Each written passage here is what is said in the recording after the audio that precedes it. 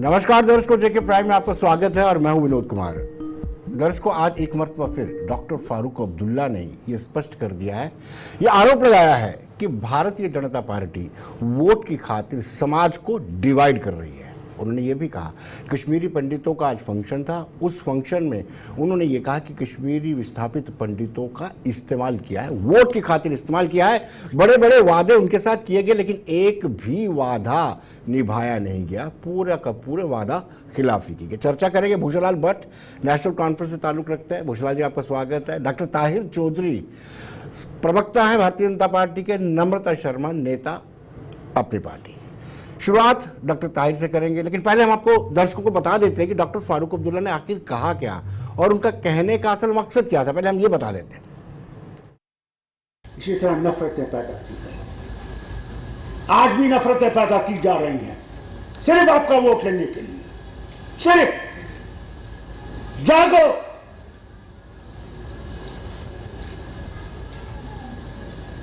जब तक ये नफरत नहीं जाएगी हम लोग अब कभी अमन से नहीं बच सकते, ना अमन से रह सकते। अभी जब बिंदु मारा गया, ये गवर्नमेंट कितना बड़ी सच बोलने चाहती है। मैं आपको सुनाऊं, एक भाई ने अपने बहन को टेलीफोन किया, मुझे वो वीडियो भेजा। एक बहुत बड़े कश्मीरी पंडित ने दिल्ली से, क्या कहता है भाई अपनी बहन को, आपको इस्तेमाल किया गया, वोट बैंक की हैसियत से आपको इस्तेमाल किया गया, मगर आपके दुख को कभी मरहम नहीं लगाएगी। अब वैसे ही रहे, बड़े वादे किए गए आपसे, एक भी वादा पूरा नहीं हुआ।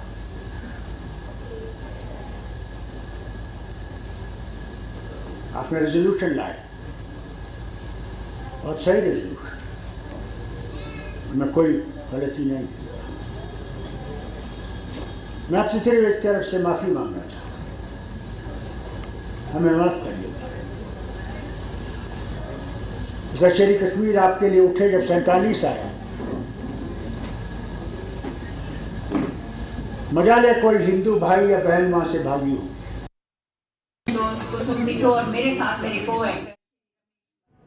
तो दर्शकों, आपने देखा कि किस तरीके से डॉक्टर फारूक अब्दुल्ला ने आरोप लगाए हैं कि पंडितों के साथ सभी सियासी जमातों ने, भाजपा का हवाला तो नहीं दिया, लेकिन अप्रत्यक्ष रूप से उनका यही कहना था कि भाजपा ने कश्मीरी विस्थापित पंडितों का वोट की खातिर इस्तेमाल किया है और जो वादे किए थे एक भी वादा पूरा नहीं निभाया है। पहले मैं डॉक्टर ताहिर से जानना चाहूँगा, डॉक्टर ताहिर, कितनी सदाकत है कि डॉक्टर फारूक अब्दुल्ला कहते हैं कि समाज को बांटने की कोशिश भाजपा कर रही है और वोट की खातिर? देखिए, जहाँ तक डॉक्टर फारूक अब्दुल्ला साहब की बात आती है, ये किसी टाइम पे भी किसी टाइम का भी बयान दे सकते हैं। कश्मीरी पंडित परिवारों के प्रोग्राम में गए और वहाँ पे इस तरह का बयान देना, और जब खुद अच्छी तरह समझते हैं कि क्या हालात हैं, किसने किसके साथ क्या किया। अगर जम्मू कश्मीर में कश्मीरी पंडितों के साथ, डोगरा के साथ अगर भेदभाव किया है तो यही फैमिली है। इन्होंने अपनी कुर्सी चलाने के लिए, अपनी सियासत चलाने के लिए, अपने घर में बाप बेटे की जो सियासत ये चलाते रहे, इन्होंने वही देखा, वही चीज़ें देखते रहे। और बाकी जो, चाहे कश्मीरी पंडित फैमिलीज़ की बात की जाए, चाहे डोगरास की जम्मू की बात की जाए, अगर उनको अगर पीछे धकेलने की बात की है, मैं कहता हूँ अगर उनके कैरियर के साथ, उनके बच्चों के कैरियर के साथ, उन फैमिलीज़ के साथ अगर कोई खिलवाड़ किया है तो इस फैमिली ने किया है और किसी ने नहीं किया है। और ये चीज़ें आज की डेट में कश्मीरी पंडित परिवार भी जानते हैं, बाकी आवाम भी जानता है। और मुझे लगता है कि डॉक्टर फारूक अब्दुल्ला साहब के ये जो दाव पेच जो खेल रहे हैं, जो दिखा रहे हैं, ये अब हिंदुस्तान का भी आवाम जानता है, जम्मू कश्मीर का आवाम जानता है। जब हिंदुस्तान का आवाम जानता था तो आपने इनके साथ मिलकर के सरकार क्यों बनाई थी? आप ये सरकार का हिस्सा रहे हैं केंद्र में। देखिए, वाजपेयी साहब के टाइम पे जो चीज़ें हुई थी बहुत प्रॉपर ढंग से की गई थी। वाजपेयी साहब जिस सोच के इंसान थे, वैसे इंसान दुनिया में बहुत कम दिखते हैं, ये मैं आपको बात कहूँ। और उस टाइम पे जम्मू कश्मीर को एक रास्ते पे लाने के लिए इनके साथ सरकार बनाई गई, इनके बेटे को सियासत सिखाई गई, ये भारतीय जनता पार्टी ने सिखाई थी, ये भी मैं आपको बात बता दूं। उस टाइम पे इनको मंत्री बनाया गया था। ये लोग सब कुछ भूल जाते हैं कुर्सी के लिए ये लोग कुछ भी बोल सकते हैं, किसी के ऊपर भी उंगली उठा सकते हैं, और वही चीज़ें इस टाइम पे ये दिखा रहे हैं। यानी भाजपा लोगों को सियासत सिखाती है। लेकिन भूषण लाल जी, आप उस कार्यक्रम में मौजूद थे और आज वो भावुक भी हो उठे, आपको पता होगा उनकी आंखों से आंसू भी निकले। क्या आपको कभी कभी इस चीज का एहसास नहीं होता कि जब आपका पलायन हुआ था तब सरकार डॉक्टर फारूक अब्दुल्ला की ही थी? जैसे आपका शुक्रिया, आपने हमें बुलाया आज, और आज ताज़ा ताज़ा जो फारूक साहब ने फरमाया इधर जी, मैं ताहिर साहब से इत्तेफाक नहीं करता हूँ जी, क्योंकि यही वो ख़ानदान है, शेर कश्मीर फारूक अब्दुल्ला, जिसने जम्मू की को तरक्की दे दी। बागी बहू किसने बनाया, मेडिकल कॉलेज किसने बनाया, ये पुल किसने बनाया, बस्तियाँ किसने बनाई, कितने मंत्री लाए हमने, डिस्ट्रिक्ट डेवलपमेंट बोर्ड हमने बनाए, बोर्डों में बार बार पैसा हर डिस्ट्रिक्ट को दिया जाता है। ये गलत बात है कि इस खानदान ने, फारूक साहब ने ये डोगरों के साथ ठीक नहीं किया। जो ज़्यादा काम इन्होंने किया वो यहाँ किया। 96 में जब इलेक्शंस हो गए तो 8 MLC जम्मू से लिए गए। वाइस चांसलर वो जमवाल साहब दूसरे आर्मी के, बलगोत्रा साहब, चाड़क साहब, 8 MLC यहाँ से लिए गए। तो इस इंसान को आप इस तरह से गलत नहीं कह सकते हो। हाँ, सवाल मेरा कुछ और था भूषण लाल जी, सवाल मेरा ये था कि आपको कभी ये नहीं एहसास होता है कि आज जो आंसू बहा रहे हैं वही आपके प्लान के लिए जिम्मेदार थे? उस वक्त सरकार उनकी थी। जो कश्मीर में जो मुट्ठी पर लोग थे वो पहले से थे, 47 से जो पाकिस्तान नवाज थे, जनाब मौलवी फारूक मौलवी साहब के लोग थे। वहाँ 2 ही तबके थे, शेर और बकरे। बकरा होते जो पाकिस्तानी थे, वो बहुत सा एक छोटा सा एक सेक्शन था जो हमेशा इस किस्म के फसादात उठाता रहा। लेकिन मेजॉरिटी जो थी शेख साहब के साथ थी, जिसने पाकिस्तान को ठुकराया, 2 कौमी नजर को ठुकराया और भारत के साथ उसने इलाका किया और कहा यही हमारा देश, यहाँ हम सेफ रह सकते हैं और यही यहाँ हमारा, क्योंकि हमारा जम्मू कश्मीर भी एक छोटा सा हिंदुस्तान था।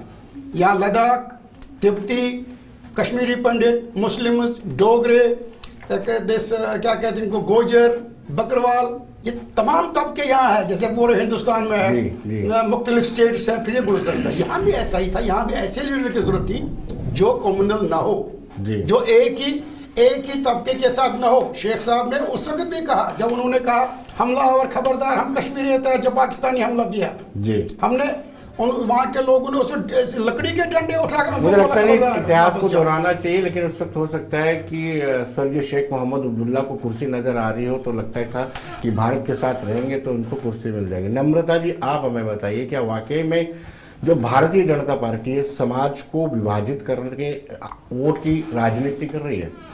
देखिए, इसमें विनोद जी मेरा जो व्यू पॉइंट है वो ये है कि जो फारूक अब्दुल्ला साहब हैं ये उस मुहावरे को बिल्कुल सिद्ध करते हैं कि do in Rome as Romans do. आज वो कश्मीरी पंडित समाज में गए तो आज उनकी भाषा बोलने लगे, कल वो डोगरों में आते हैं तो डोगरों की भाषा बोलते हैं, जब वो कश्मीर में जाते हैं उनका भजन भी अलग हो जाते हैं। बिल्कुल, और वो वही हमें भूलना नहीं चाहिए, ये वही फारूक अब्दुल्ला है जिन्होंने कहा जब 370 टूटी कि चाइना और या यूएस को, या चाइना को मीडिएट करना चाहिए कश्मीर मसले के ऊपर। ये वही फारूक अब्दुल्ला है जिन्होंने कहा कि आज जम्मू कश्मीर के अवाम से जाके पूछिए, कोई भारत के साथ रहना नहीं चाहता। तो इस तरह का एक पार्लियामेंटेरियन का बयान मुझे लगता है बहुत ही सेडिशियस भी है और बहुत ही कंडेमेबल है कि आज एक ऐसा जो सांसद है ऐसी भाषा का प्रयोग करे।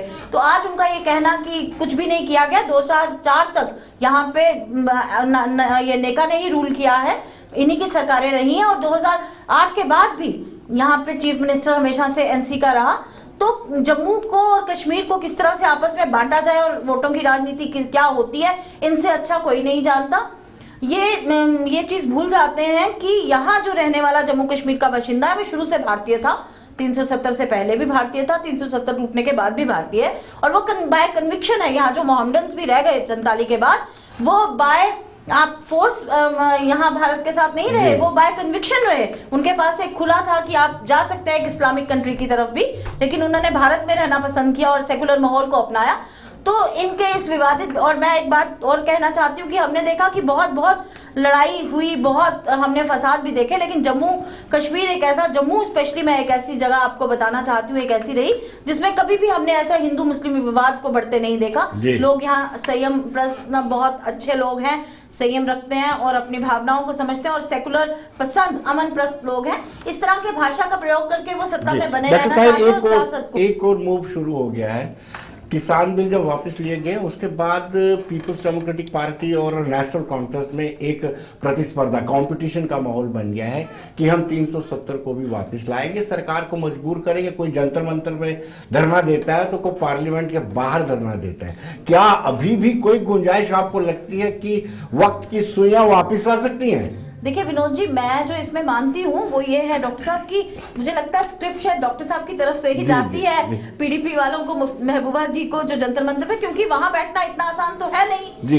तो ये मोटिवेटेड मूव लगता है मुझे सेंटर का, केंद्र का। इस पे तो इनको सवाल मैंने डॉक्टर ताहिर से पूछा। चलिए कोई बात नहीं, आप मुझसे बात में आते, मैंने पहले। देखिए विनोद जी, चाहे 370 की बात की जाए, 35A की बात की जाए, एनसी, पीडीपी और जो बाकी जमातें हैं, हाँ, जो अलायंस है इनका, ये सिर्फ लोगों के बीच में रहने के लिए, किसी तरह से अपनी टीआरपी बढ़ाने के लिए इस तरह के ये प्रोपोगंडा करते रहेंगे, इस तरह की प्रेस कॉन्फ्रेंस करते रहेंगे, कहीं ना कहीं धरना प्रदर्शन करते रहेंगे। और खुद भी ये बड़े इंटेलिजेंट लोग हैं, चाहे आप डॉक्टर फारूक अब्दुल्ला साहब की बात करो, चाहे महबूबा मैडम की बात करो, ये जानते हैं कि ये चीज़ें वापस आने वाली नहीं है। इनको सारे हालात का पता है, इनको पता है कि मौसम बदल चुका है, हिंदुस्तान बदल चुका है, जम्मू कश्मीर बदल चुका है, यहाँ का अवाम बदल चुका है, लेकिन फिर भी अपनी सियासत को जिंदा रखने के लिए, अपनी रोटियां सेकने के लिए इस तरह के बयानबाजियां करते रहेंगे, इस तरह की चीज़ें करते रहेंगे। और इनको मालूम है कि अब कुर्सी हाथ से निकल चुकी है और कुर्सी हाथ में वापस आने वाली नहीं है। चाहे एनसी के लोगों की आप बात करो, चाहे पीडीपी के लोगों की बात करो, चाहे दूसरी जमातों की बात करो, क्योंकि जम्मू कश्मीर का आवाम इन लोगों को अच्छी तरह समझ चुका है। इन लोगों ने जम्मू कश्मीर को क्या दिया और क्या किया जम्मू कश्मीर के साथ, वो आज की डेट में कश्मीर का आवाम भी जानता है, जम्मू का आवाम भी जानता है और हमारा कश्मीरी पंडित समाज भी जानता है। भूषण लाल जी, नेशनल कॉन्फ्रेंस ये कह रही है कि बलिदान देने का वक्त आ गया। डॉक्टर फारूक अब्दुल्ला कहते हैं 370 की वापसी के लिए संघर्ष जारी रहेगा, बलिदान देना पड़ा तो वो भी देंगे। आतंकवाद के तैनूर में भी अब्दुल्ला खानदान से तो किसी ने बलिदान नहीं दिया है। आप क्यों उकसा रहे हो आप कश्मीरी विस्थापित हो, कश्मीरियों को? कहाँ उकसारे? अगर कोई लीडर हमारे पास है, फारूक अब्दुल्ला था, टेंटों में आया ये आया, कैंपों में आया ये आया, टूर सेट बनाए इसने बनाए, गवर्नमेंट ऑफ इंडिया को से पैसा मंगाया, खीर भवानी में कॉम्प्लेक्स बनाया, यात्री भवन, क्या कुछ नहीं इसने किया। टूर सेट बनाए हमारे लिए।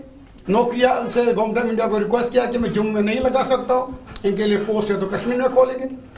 हमें तो इन्होंने काम किया, मुझे दिखाई ना भाजपा ने अभी तक क्या किया। हमारे रिलीफ को अभी तक इन्होंने बढ़ाया नहीं, कितने साल से जी रिलीफ के वो लड़के बेचारे बैठे हैं धरना से 1 साल से।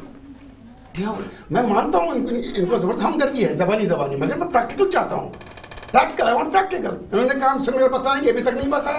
इन्होंने बना टाउनशिप बनाएंगे, अभी तक नहीं बनाए। लिहाजा अभी ये भी इनको राजनीति, इसको ये स्टेट की पोजीशन पता नहीं है। अभी ये बाहर यहाँ लोग अब आए, आहिस्ता आहिस्ता सीख जाएंगे वोट 370। इनको टाइम लगेगा वोट 370, इनको टाइम लगेगा कश्मीर क्या है, इनको टाइम लगेगा कश्मीर की कश्मीरियत क्या है, इनको टाइम लगेगा कश्मीरी पंडित को वापस भेजना कितना मुश्किल है। इतना झूठ बोलोगे। मैं चाहता हूँ विनोद जी एक ओपन डिबेट रखिए कश्मीरी पंडित। नहीं, स्टूडियो में बैठ के बातें नहीं होंगी, कितना झूठ बोलेंगे। कश्मीरी पंडित समाज में आप चलिए, वहाँ पे डिबेट रखिए, मुझे बैठाइए, इनको बैठाइए, वहाँ का आवाम उस टाइम पे जवाब देगा क्या सच है क्या झूठ है। क्या बात करते हो आप, कितना झूठ बोलोगे। 70 साल से तो आप लोगों ने झूठ बोला है। अब्दुल्ला साहब बोल रहे थे, आप लोग बोल रहे हो, आपकी मजबूरी है। मैं नहीं कह सकता आपकी मजबूरी है मंत्री बनाया, हमने कश्मीरी समाज को बदनाम मत कीजिए। ना ऐसी बात। पीआर हंटू साहब ने क्या किया, क्या बात करते हो? एक सेकंड, कैसे आप लोग जीतते रहे, कैसे आप लोग सीटें निकालते रहे, सारा जम्मू कश्मीर का आवाम जानता है। बिल्कुल ऐसे झूठ मत, प्रोपेगेंडा मत कीजिए प्लीज, खुदा के लिए, खुदा का खौफ। कौन सा बिल बनाया? टेंपल श्राइन बिल कहाँ है? दिस प्रॉपर्टी जी, माइग्रेंट प्रॉपर्टी एक्ट जो बनाया वो काफी चीजें दी थी हमें आपके समय में ही वहाँ पे। क्योंकि हमें निकलना पड़ा, this is because of government of India की गलती है, क्योंकि बॉर्डर टाइट नहीं थे। बॉर्डर गवर्नमेंट ऑफ इंडिया के हाथ में थे। जब हिंदुस्तान के साथ हम मिले थे, हमारा ये तीन चीजें जरूरी थे। एक तो आप हमारे बॉर्डरों की रक्षा करेंगे, फाइनेंस एंड कम्युनिकेशन। आप बॉर्डरों की रक्षा नहीं कर सके, या हमें क्या सिर्फ तुम क्या मुसलमानों को भी निकलना पड़ा, काफी लोग भाग गए बेचारे। जी पलायन के लिए आपको क्या लगता है नम्रता, कौन जिम्मेदार था? जी बिल्कुल, उस वक्त तो यही इनकी सरकार, हुकूमत मौजूदा थी। सरकार थी इनकी, ये एनसी की सरकार थी, यहाँ पे यही जिम्मेदारी इनको लेनी पड़ेगी, इससे ये निकल नहीं सकते। और केंद्र में किनकी सरकार थी वो भी आप जानते हैं जी। तो ये सरकार बिल्कुल जिम्मेदार है उस टाइम इनके पलायन की।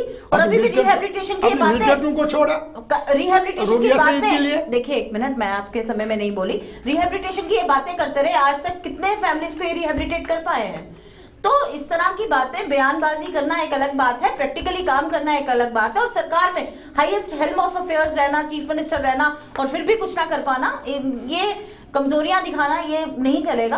आज भी बहुत किया तो आज रिलीफ के लिए लोग नहीं, बिल्कुल नहीं। आज भी कश्मीरी पंडितों की, आप चलिए मेरे साथ, आप तो खैर उसी समाज का हिस्सा है, आप मेरे साथ चलिए, देखिए कैंप्स में कितनी बुरी हालत में रह रहे हैं। तो अभी ये 2 साल से हो रही है, ये पिछले 2 साल से जैसे बाइक आ गया, कोई काम नहीं करते। पलायन हुआ क्यों फिर? हम गए, इनकी सरकार थी, गए, हम वापस पलायन को रोका क्यों नहीं गया? अपने देश में आप विस्थापित बन के रह गए, क्यों हुआ ये? अपने ही देश में आप विस्थापित बन के रह गए, ऐसा क्यों हुआ? किसकी सरकार ने होने दिया? जिम्मेदारी लेनी पड़ेगी। आप you can not transfer your responsibilities. Doctor साहब आप बताइए कि कितनी सच्चाई है ये कह रहे हैं कि जो किया कश्मीरी विस्थापितों के लिए वो सिर्फ और सिर्फ डॉक्टर फारूक अब्दुल्ला ने, दिल्ली को भी क्रेडिट नहीं दे रहे, चाहे वहाँ यूपीए सरकार हो, एनडीए सरकार हो, कोई भी सरकार हो, लेकिन उनको क्रेडिट नहीं दे रहे, कह रहे कि डॉक्टर फारूक प्रपोजल किसने भेजी? जी नेशनल कॉन्फ्रेंस ने कुछ नहीं किया। मैं आपको सिरे से कहता हूं, इन लोगों ने कुछ नहीं किया। आज इन लोगों को एहसास हो रहा है, डॉक्टर फारूक अब्दुल्ला को भी हो रहा है, उनके बेटे को भी हो रहा है, वाकया यार हमने सरकारें चलाई, जम्मू कश्मीर को तो इसी परिवार ने चलाया। आज इनको एहसास हो रहा है कि वाकया हम लोग कहीं ना कहीं बहुत बड़ा ब्लंडर कर गए, हम लोगों ने आवाम के लिए कुछ नहीं किया, कश्मीरी पंडित परिवारों के लिए कुछ नहीं किया, किसी भी समाज के लिए इन लोगों ने कुछ नहीं किया। आज जब इनको आज दिख रहा है कि जो चीज़ें हो रही हैं, जो पॉलिसीज आ रही हैं, जैसे डेवलपमेंट हो रही है, जैसे तरक्की हो रही है, वो चीज़ें कहीं ना कहीं अब बर्दाश्त नहीं हो पा रही, क्योंकि अब बहुत कुछ इनके हाथों से निकल चुका है। अब वो मौसम वापस नहीं आने वाला है, वो मौसम वापस नहीं आने वाला है। ये लोग चाहे कुछ भी कर इलेक्शन करो, कुछ भी कर लें, बट साहब जितना मर्जी झूठ आप आ जाए, ये चीजें वापस नहीं आने बांटते हुए मैं आपसे ये कहना चाहती हूँ, आज भी जब हम कश्मीर वादी में जाते हैं, मुझे लगता है डेवलपमेंट की तो जरूरत वहां भी थी। ये तो अपनों के ना हुए, ये हमारे क्या होंगे जी? मतलब आज भी जिस कश्मीर की हम बात करते हैं, जिस जम्मू की हम बात करते हैं, हम बांटने को तो बांटते हैं, लेकिन आज मैं जब देखती हूँ तो आज कश्मीर भी किस ओर बढ़ता जा रहा है। ये चिंता का विषय है। जम्मू की बात, कश्मीर की बात, ये बांटने की बात छोड़ के अगर संगठित जम्मू कश्मीर की बात की जाती और संगठित हर समाज की बात की जाती तो एक अलग बात होती। लेकिन सिर्फ आज चले जाना कश्मीरी पंडितों में तो कश्मीरी पंडित की बात कर लेना, डोगरों में आना तो डोगरा समाज की बात करना, मंदिर में जाके हमारे भजन गा लेना और यहाँ भारत माता की जय कहना, वहां जाके अलग अल्फाजों का बयानबाजी करना मशहूर है हमारे डॉक्टर साहब इस सब। भूषण लाल जी, आप हमें ये बताइए कि आज कश्मीरी विस्थापित पंडितों का प्रोग्राम था और इसमें क्या ये रेजोल्यूशन पास किया गया कि 370 की वापसी के लिए संघर्ष करेंगे? नहीं, वहाँ 3 जो रेजोल्यूशंस थे, एक तो था एम्पावरमेंट टू कश्मीरी पंडित्स जी, दूसरा था जो टेम्पल बिल जिसमें काफ़ी रोडे अटकाए गए, हमने कई बार लाई थी, वो हम उनके नाम नहीं बताएं, जिन्होंने उस पर दबाव किया, शायद हमारे मंदिर बच जाते, उनको हम ठीक करते। और तीसरा आप शायद भूल रहे हैं, ये वही उमर अब्दुल्ला हैं जिन्होंने कहा था कि 1 इंच जमीन भी मैं अमरनाथ यात्रा के लिए नहीं दूंगा। मैं यात्रा की याद है? ये हम देखिए, मैं श्राइन बिल की बात कर रही हूँ, मंदिर तो मंदिर है, लेकिन ये वही भूषणलाल बोलिए। वो फॉरेस्ट लैंड थी, वो फॉरेस्ट लैंड में नहीं, लेकिन इस तरह की बयानबाजी करना, आपकी राजनीति देखिए कि किस तरीके से आपने जम्मू हिंदू और मुसलमानों को बांटने का प्रयास किया था लैंड रो के दौरान। आपने कहा था 1 इंच भूमि नहीं दी जाएगी, याद है आपको? हमने ये भी कहा था कि पाकिस्तान को आप 1 इंच जमीन भी नहीं ले सकते। आपको जैसे सूट करता है वैसे बोलते हो। जो पीओके पाकिस्तान के पास चला गया उसको, ये उनके बाप का नहीं है क्या? पाकिस्तान में चूड़ियां पहन रखी है, ये भी बयान फारूक अब्दुल्ला का है और ये ऑन द रिकॉर्ड है ये बयान। भूषण लाल जी, आपको जो सूट करता है, मैं आपकी बात नहीं कर रहा हूँ, आपके नेताओं की बात कर रहा हूँ, जो सूट करता है, जब सूट करता है तब आप बयान देते हैं, आपको सूट करता है जब आप सत्ता में नहीं रहते हैं तो आपको लगता है कि पाकिस्तान से बातचीत करनी चाहिए, पाकिस्तान बड़ा अच्छा पड़ोसी चाइना मुल्क को है, जो अच्छा फिर कह देते हैं। आप जब आप सत्ता में होते हैं तो आप केंद्र सरकार को ये गुजारिश करते हैं कि जो पीओके में मिलिटेंट्स के कैंप चल रहे हैं वहां पे बम्बारमेंट किया आज जाए। भी कहते हैं। तो आप अपने हिसाब से मौके के मुताबिक अपने बयान बदलते रहते हैं, हम तभी आज- आप पर आरोप लगते हैं कि कश्मीर में कुछ, जम्मू में कुछ और दिल्ली में कुछ आपका स्टेटमेंट होता है। इसको सुधारिए। देखिए, ये पब्लिक जैसा हो, पब्लिक के सामने आना। आप मान रहे हैं ना? Once you go to आप लद्दाख, मान रहे हैं ना इस लद्दाख बात के लोगों को? की बात डॉक्टर साहब आप क्या कहेंगे? जब आप लद्दाख देखिए, जाओगे, देखिए, लद्दाख के लोग की बात देखिए, करनी है। इन्होंने- जब जम्मू आओगे तो जम्मू में इन्होंने जम्मू लाइन की के बात ऊपर करनी है। खुद एडमिट कर बात करनी है कि जहां जैसा तीनों मौसम हो, खत्तों की हम मजबूरी बात है करते वैसे हैं। बोलना है इनको। Different देखिए, time, but तीनों भट्ट खत्तों की साहब बात लीडर करते वो हैं। होता है जो एक बोली बोलता है, वो ये बोले कि मेरे लिए सब बराबर है, वो पिता बराबर होता हाँ, है बोला और हमेशा- उसके लिए सब बच्चे बराबर होते हैं। हमेशा उसकी बोला बोली यही, छोटे के जम्मू सामने कश्मीर, जाके छोटे लद्दाख- की और बड़े के सामने जाके बड़े की नहीं हो हमने जाती। हमेशा कहा जम्मू कश्मीर लद्दाख की तरक्की के लिए यकसान हमारा जो है काम होता है। ऐसी बात भट्ट नहीं। साहब उन्होंने ये भी कहा कि आज चाइना जो आ रहा है हमारे अंदर, ये बहुत, ये जो है ये सब इसलिए हो रहा है कि बोला नहीं, 370 बस- चला गया। वो स्टेट, ये हमें स्टेट को खतरा, चाइना आई है, पाकिस्तान आई, खतरा तो लेकिन हमें उन्होंने है। कहा हमें चाइना, कहना है, उन्होंने हमें तो कहा कहना है। चिंता, हमें उन्होंने कहना कहा है। चाइना डॉक्टर को डॉक्टर नहीं भूषण लाल जी ने ये कबूल कर लिया कि बिल्कुल। जो नेशनल कॉन्फ्रेंस है, इनकी जमात है, वो मैंने- मौके के हिसाब से सियासत करने के मैंने लिए ये politics is politics, this is number of games. Vinod ji, अगर यही- बीजेपी क्या कर रही है? How BJP will get this 50 seats? मेरी बात सुनिए, बीजेपी के ऊपर तो आप बात वो भी कीजिए। ऐसे ही करेंगे। भारतीय तो जनता जो है, पार्टी, आपको मेरी- पावर मेरी- में है ना। मेरी बात सुनिए, आवाम भारतीय की जनता सेवा पार्टी करें। जो सर, चीज कहती है, सबसे पहले विनोद भारत की हम वो चीज संप्रभुता करते हैं। विनोद जी, और आवाम भारत की हमने की आवाम सेवा से के लिए। हमने आवाम से जब जो कमिटमेंट कर दिया हमारी लीडरशिप ने, वो पत्थर पे लकीर होता है। देखिए, ये बात आप विनोद भारतीय जी, जनता पार्टी के ऊपर नहीं उठा पावर सकते। हमारी आप जो कुछ नहीं कर सकते हमारी हो। जो पार्टी आप की- आवाम की सेवा कर सकते हो जब आप पावर में हो। पावर हासिल करने के लिए आपको पावर चाहिए, तब आप सेवा कर पावर सकते हो। हासिल करने के देखिए, लिए आप हमारे किसी पास- को भी बरगला सकते हैं। नहीं, बरगलाने की बात नहीं। बरगलाने वाली बात आप खुद मान रहे आप- हैं। नहीं, हम ईमानदारी से लोगों को हमारे बताते हैं पास- कि हमने मेरी क्या बात किया। सुनिए, मेरी बात सुनिए। हम अपने काम पे वोट लेंगे, हम अपनी नेशनल कॉन्फ्रेंस की से हिंदू मुस्लिम की हिदायत पे वोट लेंगे। हम यहाँ की डेवलपमेंट, जो मैंने भी बताया, जो जम्मू में जितना हमने आपके किया, जो जब नेता निकल जो के गए जम्मू में उन्होंने जितने कहा चीजें जम्मू मुझे के साथ पता है किसने भेदभाव हो रहा था। बनाई, जी। मुझे पता है पुल किसने बनाया। यहाँ 2-2 घंटे मुझे याद में छोटा 3 घंटे ट्रैफिक जाम होता था। आपको यहाँ पर कहीं बैठने की जगह नहीं है, तो हमने यहाँ पर जैसे ये बना दिया। नवाज देखो, इनकी बातों से लग रहा है कि सारा विकास ही इन्होंने किया है। अब डॉक्टर बताइए साहब ना, को इन्होंने किया है। इनका भी बताइए ना, इनका जम्मू बताइए कश्मीर ना। बनाया ही आज सर, के इनका हालात बताइए। जो है इसकी जिम्मेदारी नहीं लेंगे, मेडिकल कॉलेज- लेकिन विकास का क्रेडिट लेना चाहते हैं। नहीं, आप आज- बताइए, वो अब let me अच्छी know. चीज हुई है Let Jammu me know Kashmir what में, they वो did नेशनल here. कॉन्फ्रेंस ने की। क्या अच्छा, क्या अगर किया आप इन लोगों ने? एक मिनट, मैं आपसे एक प्रश्न पूछना चाहती हूँ भट्ट साहब, आज मौका भी है, बात भी है, और आप मुझे बताइए कि इतना सब कुछ था, जम्मू के जो लीडर आज आपकी पार्टी को छोड़ के चले गए, वो कहते हैं कि जम्मू की बात करना गुनाह था एनसी देखिए, के हमारी अंदर। जमात में इसका- लोग इसका- आते इसका हैं। reply सर, दीजिए। हमारी इसका पार्टी में जवाब लोग- दीजिए, मुझे लगता है पार्टी कि- में लोग आते हैं, लोग जाते हैं, वो छोटा मसला है। नहीं, मैंने ये नहीं और- पूछा नहीं, नहीं, आपको। नहीं, आप- मेरा आप- प्रश्न मेरी कुछ और बात है। सुनिए, वो पार्टी की आपकी वो लीडरशिप ने छोड़ा है जो आपकी पार्टी की बड़ी इंपॉर्टेंट लीडरशिप थी। मैं आपको ये चीज क्लियर प्रोविंस के आप पीछे नहीं हट प्रेसिडेंट, सकते। जम्मू प्रोविंस के प्रेसिडेंट थे वो। नेशनल क्या कॉन्फ्रेंस को- पता क्या मजबूरियां नहीं, नहीं, मजबूरियों की बात नहीं है। उन्होंने लेकिन बार बार उन्होंने आप उन्होंने पे कहा इल्जाम बहुत टाइम लगाए। पे, उन्होंने कहा हमें घुटन होती थी वहां पे उस परिवार बिल्कुल। में, और बहुत टाइम से हम ये चीजें सह रहे थे नेशनल कॉन्फ्रेंस के अंदर। ये हम जम्मू की लेकिन जब बात ही हमने नहीं देखा करते। कि नहीं, आपको पानी सर उसके- के ऊपर से जा रहा है, आपको और उसके उन्होंने आखिरी घर को छोड़ा। तकरीर, आपको उसके लास्ट स्पीच याद नहीं है क्या बोला फारूक साहब के फोरम में? उसने बोला, या पीएस से भी शर्माया होगा फारूक साहब को जब वो ये से बंदिश गिरफ्तार करने गई। तो ये नहीं बोला, उसने बोला फारूक साहब जैसी शख्सियत कौन नहीं नेशनल कॉन्फ्रेंस। उसके लेटेस्ट आपने दोनों तकरीर जो की थी, क्या पता कैसे चलिए भूषण लाल जी, एक सवाल आपसे ये जानना चाहूंगा, क्या हो गया। नेशनल कॉन्फ्रेंस का कश्मीरी सेल, कश्मीरी विस्थापित पंडित सेल ये डिमांड करता है कि 370 वापिस होना चाहिए और 35 से भी आना चाहिए?